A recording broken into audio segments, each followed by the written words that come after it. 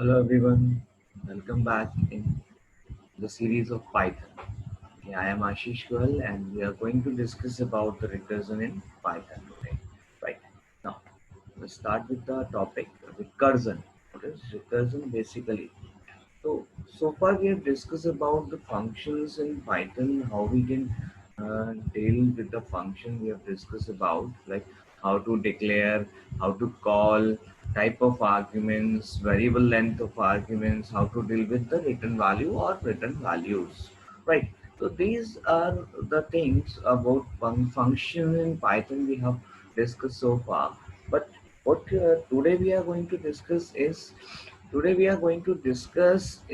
recursion. Okay. In the previous session, we discussed how to call a function from top level statement or from other functions. But now here we are going to discuss about a function called from within itself, right? A function called from within itself. एक function जो कि अपने आप में call हो रहा है, अपने आप से कॉल हो रहा है, एक फंक्शन के अंदर से हमने उसी फंक्शन को कॉल किया हुआ है, हम उसको आज डिस्कस करने जा रहे हैं, जिसे कहते हैं रिकर्जन और recursive function. That is a function calling itself, function which calls itself. For example से अगर मेरे पास कोई फंक्शन है, व्हाटएवर द नेम, ठीक है, तो इन द फंक्शन डेफिनेशन, ठीक, we do whatever we want and we also call the function in the function. तो हमने जो फंक्शन जिसके अंदर हम काम कर रहे हैं उसी फंक्शन को यहाँ पर कॉल किया हुआ है. This is called recursion. Self invocation of a function may at first sound like useless or illegal, but it is totally or completely legal and useful too. This is in fact a very important concept known as recursion. Recursion refers to a programming technique in which a function calls itself either directly or indirectly. Let's check this out. In many of programs done in the previous sessions, we must have discussed and illustrated a function that calls or invokes other function. For example, like we have a function say hello, and here we are printing like hello. ठीक है, तो हमारे पास एक simple function है से hello जो कि hello को प्रिंट कर रहा है. एंड फिर हमने यहाँ पे ग्रीटिंग एक मेथड बनाया जो कि से हेलो को कॉल कर रहा है. अब आप देखिए यहाँ पर greeting is the function who is calling से हेलो. ठीक, तो से हेलो ग्रीटिंग में से कॉल हो रहा है, तो ग्रीटिंग फंक्शन दूसरे फंक्शन उनकी से हेलो को कॉल कर रहा है. तो greeting function is called a calling function and the say hello is a called function here, right? तो इस तरीके से एक फंक्शन में से हमने दूसरे फंक्शन को कॉल किया और ये बहुत सारी बार हम करते हैं, बहुत सारी बार हमें ज़रूरत पड़ती है. इवन अगर आप यहाँ पे ध्यान से देखें तो से हेलो में हम कॉल कर रहे हैं प्रिंट को, तो print is also a function. That is different thing, that it is a built in function but it's the function. तो फंक्शन है यहाँ पर प्रिंट, और प्रिंट को हम कॉल कर रहे हैं से हेलो से, तो से हेलो भी एक और फंक्शन को कॉल कर रहा है. तो ये बहुत बार हम देखेंगे और यूज करेंगे कि हम किसी फंक्शन में से किसी और फंक्शन को कॉल कर रहे हैं या इन्वोक कर रहे हैं as per the requirement. That is a very common thing in the programming world as well as in Python programming. But if we write a function definition that calls itself, then this function would be known as recursive function. For example, say hello if calls itself say hello, right? तो से hello call कर रहा है से hello को. अगर ऐसा कुछ हो रहा है तो हम इसे कहेंगे recursive function. Here the recursion done because यहाँ पर आपने जो से हेलो है वो से हेलो में से ही कॉल किया हुआ है. This is an example of direct recursion, जहाँ पर आप डायरेक्टली किसी फंक्शन में से उसी फंक्शन को कॉल कर रहे होते हो. This is direct recursion.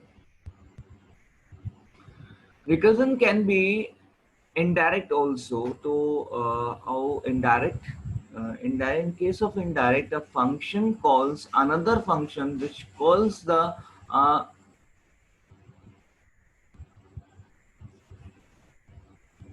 which calls its caller. Okay, so a function calls a function which calls its caller function is known as indirect recursion. ठीक है, for example say we have a function say hello and it calls greeting and greeting calls the say hello, right?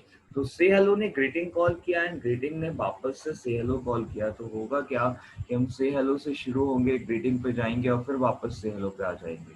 Okay, तो ultimately क्या होगा, यहाँ पर जो say hello है वो फिर से कॉल हो जाएगा, राइट? तो this is called indirect recursion basically. As discussed, we can say that the recursion can be of following two types: direct recursion, where a function calls itself directly from its function body, and second one is indirect recursion, in which a function calls an another function which calls its caller function. Alright, जैसे कि हमने last अभी देखा है। Recursion is a technique for solving a large computational problem by repeatedly applying the same procedure or procedures to reduce it to successively small problems. Right? Recursive procedure has two parts: one or more base cases, and a recursive step.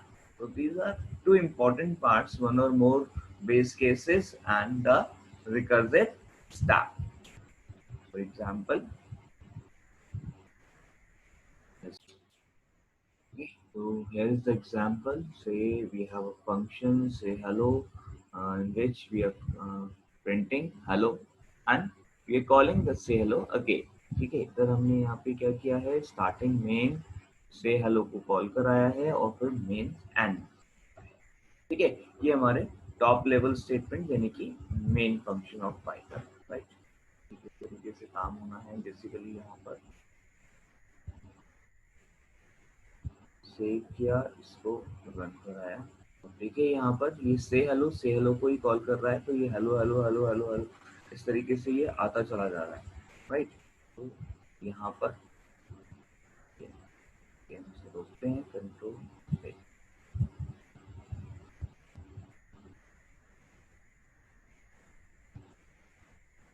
Okay. तो there is the problem with this कि ये endless loop में चला गया एक तरीके से, तो जो कि हेलो हेलो हेलो प्रिंट करता जा रहा है और जिसकी बेसिक टाइम ऐसा आया कि system stops execution and says कि yes there is a problem with this particular function call, क्योंकि ये रिकर्सिवली कॉल हो रहा है और इसका कोई एंड नहीं है। तो we must have a base case as we discuss. तो बेस केस यहाँ पे होना चाहिए। तो सपोज हमने यहाँ पर क्या करना है, ठीक है, इसके लिए थोड़ा सा समझते हैं पहले चीज को, फिर वापस आएंगे यहाँ पर करेक्ट करने।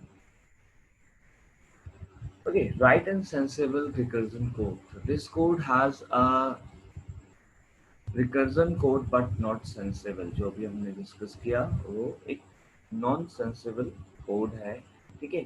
This code not defined clearly where to stop, ठीक है। अभी यहाँ कहीं पर भी हमने ये नहीं बताया कि रुकना कहाँ है, और इसलिए क्या हो रहा है, वो लूप चलता जा रहा है, एक इनफाइनाइट लूप में एक तरीके से हम जा रहे हैं, तो ये नहीं होना चाहिए, ठीक है। Right or sensible code is the one that fulfills the following requirements. What? It must have a case whose result is known or computed without any recursion calling, known as base case. तो यहाँ पर एक base case होना चाहिए जो कि एक तरीके से जिसका कि एग्जीक्यूशन बिना रिकर्जन कॉलिंग के हो, ठीक है, तो वो हमें यहाँ पर चाहिए। तो ये हमें यहाँ ऐड करना पड़ेगा। It also have the recursive case which is more general case of the problem we are trying to solve using the recursive call to the sum function, right? तो बेसिकली यहाँ पर दो केस होने चाहिए, एक base case और एक recursive case. Recursive case में आपको बार बार फंक्शन को कॉल कराना है, तो कब तक आपको कॉल कराना है, कब कॉल कराना है, तो ये आपका रिकर्सिव केस हो गया। और जो आपका बेस केस है that is the case where you can say your recursion get stopped, ठीक है। तो the stopping point you can say the base case, और the recursive cases जहां पर आप फंक्शन को रिकर्सिवली कॉल कराएंगे। it out. In our example, how we can do so? Suppose we passed an n here, say n is 5, and then what is happening? Suppose if n is greater than 1, then we want to print hello and we want to call this say hello.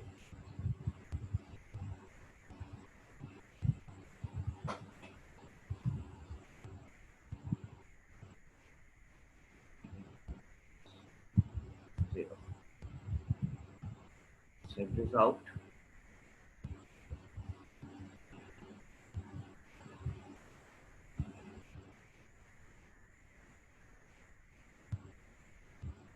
Oh. n-1 हम यहाँ पे call कर रहे हैं जिससे कि हर बार एक नई वैल्यू हमें यहाँ मिल जाए। तो हमें यहाँ पर वापस से इसको रन कराना है, run it. Okay, see now you can check it out. We have hello hello hello hello for 5 times and properly यहाँ पे starting हुआ मेन, उसके बाद फिर हेलो ये कॉल हुआ फर्स्ट टाइम, यहाँ पे हेलो पहुंचा ये 5 के साथ में, फिर उसके बाद यहाँ चेक हुआ whether n is greater than 0, yes it is, then hello print हुआ और फिर उसके बाद ये आ गया। और else में बेसिकली अगर आप देखें तो यहाँ पर क्या हो रहा है, अगर ये कंडीशन फॉल्स होती है तो ये रिटर्न हो रहा है विच इज ओमिटेड, राइट। तो अगर आप ये नहीं लिख रहे हैं स्टेटमेंट तो भी ये काम करेगा, क्योंकि अगर एक नहीं चला है तो एल्स में हमारे पास कुछ है नहीं, और जब कुछ है नहीं तो इसका मतलब सिस्टम कंप्लीट हो गया, आपका जो फंक्शन है और वो फंक्शन रिटर्न करेगा, ठीक है। तो ये डिफॉल्ट हो जाएगा, अगर कोई वैल्यू आप रिटर्न नहीं कर रहे तो आप इस स्टेटमेंट को यहाँ पर ओमिट कर सकते हैं, स्किप कर सकते हैं। ओके, तो जो लास्ट था वो फंक्शन कुछ इस तरीके से ही काम कर रहा है, ये ऑटोमेटिक एल्स और रिटर्न यहाँ पे काम कर रहे हैं इम्प्लिसिटली। अभी आप अगर इसको भी चेंज करके यहाँ रन कराते हैं तो it will be same, right, कोई डिफरेंस नहीं आना है, same. We have 5 times hello here, alright. तो इस तरीके से हमने यहाँ पर एक बेस केस लगा दिया कि हमें कब रिटर्न करना है। तो बेसिकली रिटर्न कब हुआ है, जब हमारी वैल्यू 0 पर पहुंच गई है, तो आप ऐसा कह सकते हैं, 0 रिटर्न। आप ऐसा भी कर सकते हो यहाँ पर if n is equals to 0, तो अगर n 0 है तो रिटर्न हो जाएगा, अदरवाइज लूप ऊपर चल ही रहा है तो आप यहाँ पे लगा सकते हैं नॉट इक्वल्स टू 0। तो बेसिकली ये हो गया आपका रिकर्सिव केस और ये हो गया आपका base case, fine, recursive case and the base case. ठीक है, लिखने के तरीके अलग अलग हो सकते हैं, जरूरी नहीं है कि बेस केस या रिकर्सिव केस आप वहाँ पे अलग से मेंशन करें, बट यस ये है आपका रिकर्सिव केस और बेस केस, तो आप किसी भी तरीके से इसको यूज कर सकते हैं।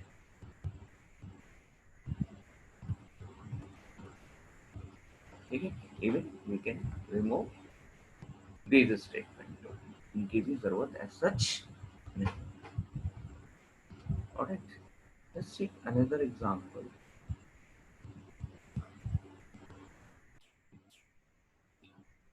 Okay, in this example what we want कि एक नंबर एंटर किया जाए और हम उस नंबर के फैक्टोरियल को प्रिंट करें। तो फैक्टोरियल क्या होता है किसी भी नंबर का, तो लाइक किसी भी नंबर का फैक्टोरियल होगा, से अगर नंबर है 5 तो 1 मल्टीप्लाई 2 मल्टीप्लाई 3 मल्टीप्लाई 4 मल्टीप्लाई 5, यानी कि 1 to 5 सारे नंबर्स का प्रोडक्ट कर दीजिए, you will get the factorial of the given number. ठीक है, तो अभी यहाँ पर हमें ये करना है, इसके लिए हमने एक डेफ फंक्शन बना लेते हैं, लेट्स से फैक्ट, जैसे कि हम यहाँ पे यूज कर ही रहे हैं फैक्ट, तो एक नंबर हमने रीड करा लिया है और उस नंबर को हम फैक्ट में पास करके उससे फैक्टोरियल ऑब्टेन करना चाहते हैं, जिसको कि हम यहाँ पर शो करेंगे। ठीक है, तो उसके लिए हम यहाँ पर ये फंक्शन फैक्ट को बना दें। ठीक है, इसमें एक एन हमने पास कर दिया, ठीक है, वेरिएबल, और यहाँ पर हम इसके अंदर पहुंच के क्या काम कर रहे हैं, इसके अंदर पहुंच के हम यहाँ पे चेक कर रहे हैं इफ n is 1, ठीक है, देन रिटर्न 1, ओके, और else return n multiply fact n minus one. ये क्या करेगा, हर बार ही यहाँ पे n माइनस वन करके वैल्यू को भेजता जाएगा और ये इस तरीके से ये कॉल करेगा। तो देखिए समझते हैं यहाँ पर हम। तो सबसे पहले हमारा ये फंक्शन कॉल हुआ बेसिकली। तो इसमें क्या करना है,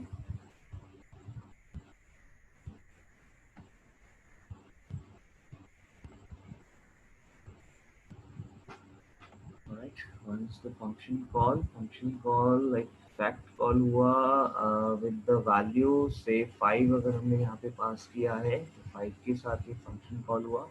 अभी ये फंक्शन कॉल हुआ, यहाँ पे चेक हुआ कि क्या ये कंडीशन ट्रू है and double equals to one. No, this is false. क्योंकि ये फॉल्स है तो हम इसको स्किप कर देंगे, इसके स्टेटमेंट्स को, और हम पहुंचेंगे यहाँ पर जिसमें रिटर्न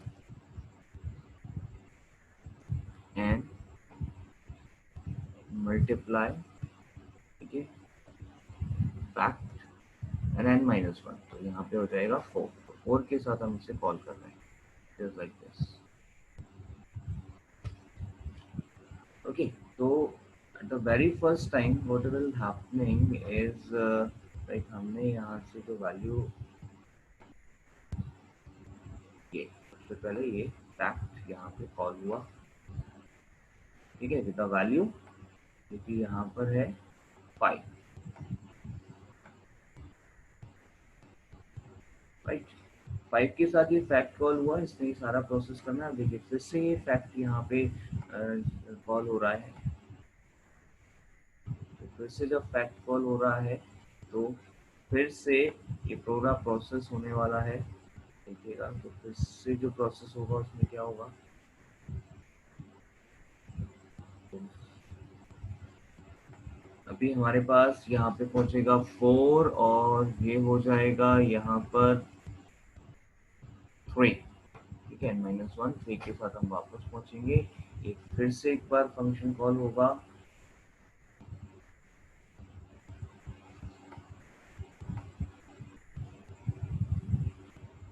ये वैल्यू लाइक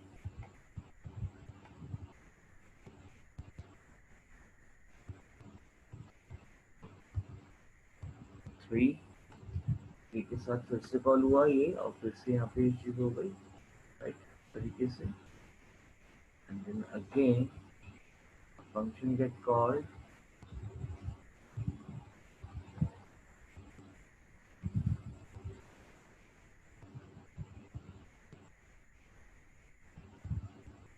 भी यहाँ पे कॉल हुआ फैक्ट 2 के साथ, ठीक है। अभी तक फंक्शन एग्जीक्यूट नहीं हो रहा है, सिर्फ कॉल होता जा रहा है, आप देख रहे हो, ठीक है। तो 2 के साथ फंक्शन कॉल हुआ है, अभी कंडीशन फिर से फॉल्स है। फिर हम यहाँ पहुंचेंगे, जब कैलकुलेशन हुआ तो फिर से फैक्ट मेथड कॉल हो गया, मेथड कॉल हुआ, अभी हमारा 1 के साथ कॉल हुआ। अब क्या होगा, एक बार फिर से यहाँ पर इसकी कॉलिंग हो जाएगी, एक बार फिर से कॉल हो गया,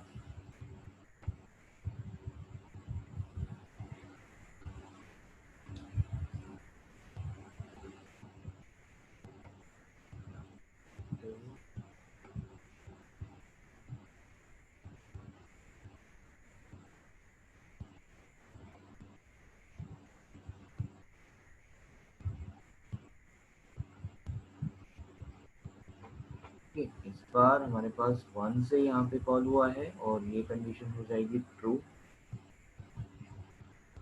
क्योंकि ये कंडीशन ट्रू हो गई तो यहाँ से सीधा अभी रिटर्न हो जाएगा आपका वैल्यू 1, ठीक है। रिटर्न वैल्यू होना शुरू हो गई, तो रिटर्न हो गई वैल्यू 1, तो वैल्यू 1 रिटर्न हुई। दैट मीन्स व्हाट, कि आपके पास अब यहाँ पे जो वैल्यू है तो 1 पहुंच चुके हैं, यहाँ पर आपके पास वैल्यू आ गई 1, ठीक है। तो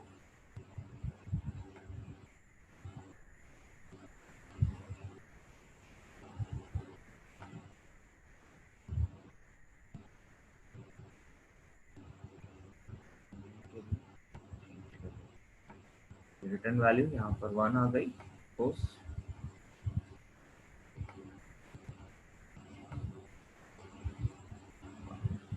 राइट। अभी 1 मल्टीप्लाई एन होगा तो एन की वैल्यू कितनी है 2, ठीक है, तो 1 मल्टीप्लाई एन हो गया 2, तो यहाँ पे रिजल्ट जनरेट हुआ 2 जो कि रिटर्न होगा। तो 2 के साथ हम वापस यहाँ पे पहुंचेंगे, तो 2 के साथ हम वापस पहुंचे,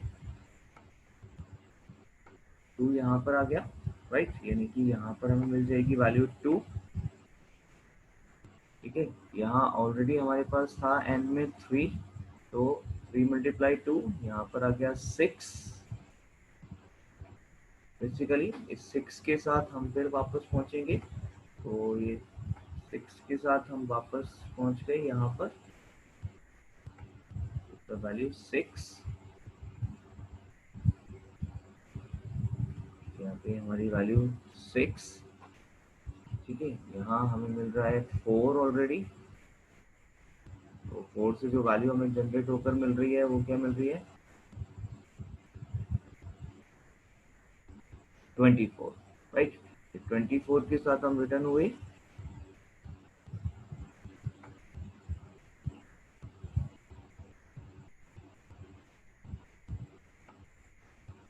से 24 के साथ आप रिटर्न होकर पहुंचे यहाँ पर।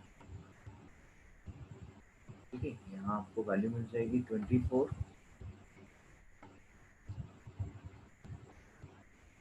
ठीक है, ऑलरेडी आपके पास क्या है, यहाँ पर है 5 आपके पास ऑलरेडी, जो वैल्यू जनरेट हुई वो हो गई आपकी 120। आप इस 120 के साथ पहुंच गए जहां पर आपने फाइनली फंक्शन जहां से कॉल किया था। ठीक है, ये 120 पहुंच गया आपका इस ऐप। ठीक है, तो यहाँ पर आ गया 120 basically, right.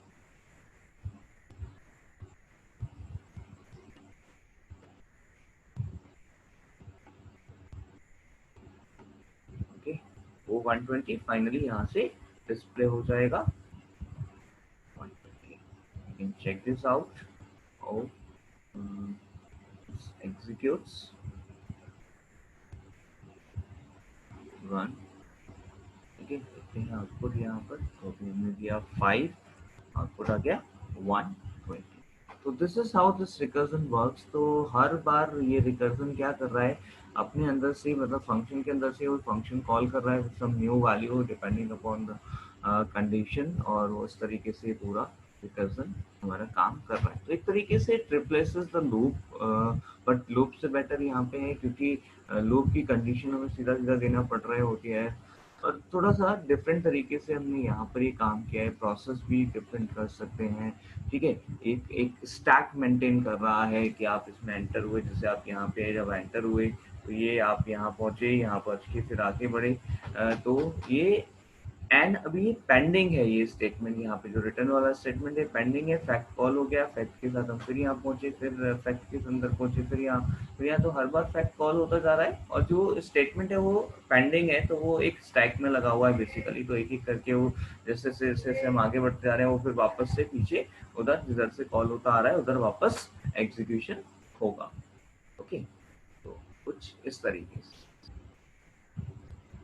Alright, let's check one more example as well. Okay, so here we have one more example. This example is to convert your decimal number to binary. तो हमने नाम दिया है DAC to bin।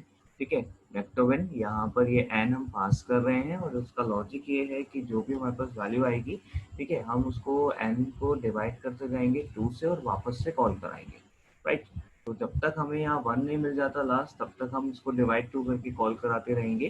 ठीक है, and जब 1 मिल जाएगा तो हम प्रिंट करना शुरू करेंगे। यहाँ से हमने 1 प्रिंट किया, उसके बाद हम वापस आएंगे तो हम n मोड 2 को प्रिंट कराएंगे, राइट, इस तरीके से। तो नम इज इक्वल्स टू, यहाँ पे हमने रीड कर ली वैल्यू, और उसके बाद हमने मैसेज दिखाया binary of a given number, and then we call this dectobin method. Check it out how it works. Run किया, okay,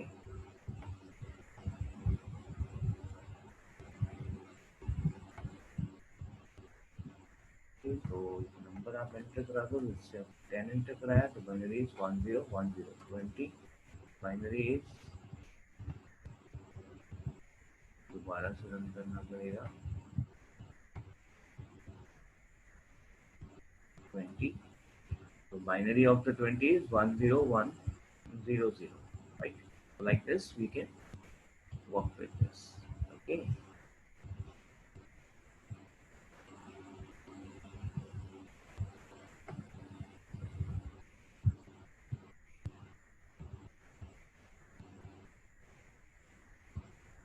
Okay. Thank you very much. In the next session, we will do some more things.